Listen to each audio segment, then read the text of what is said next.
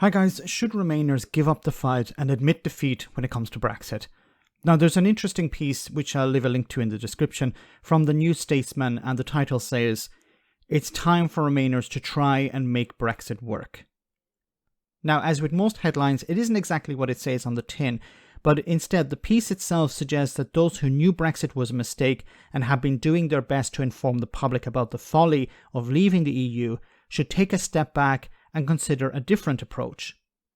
Martin Fletcher in the piece correctly talks about how Brexiteers will generally only speak to those in the media who agree with them. This is also the case with those who wanted to remain.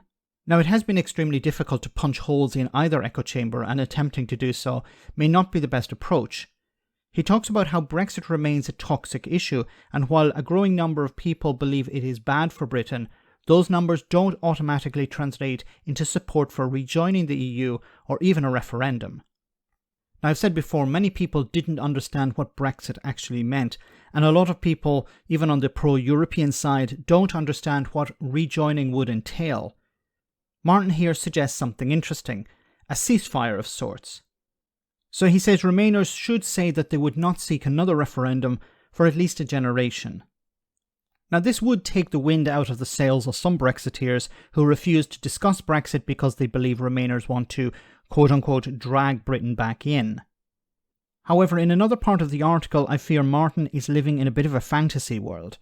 He says, and I quote, "Levelling up, for example, is a laudable aim, as is weaning British industry off its dependence on cheap imported labour." Now, this would require two things, if not more. One, allowing the economy to shrink to a level where foreign workers are not necessary, or a massive investment in education and training, investment on a level not seen since World War II. Frankly, I don't see the current Tory government or a future Labour one willing to put in that level of investment. Brexit means that it's more difficult for the UK economy to grow.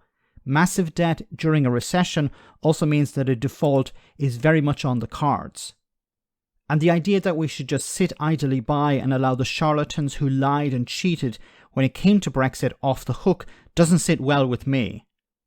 People are facing poverty and even worse as a result of the ability of politicians to lie about facts and reality.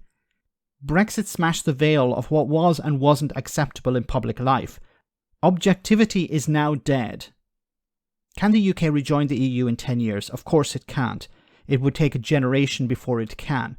But allowing the crooks and charlatans to go unchallenged for a generation would mean the UK would never rejoin.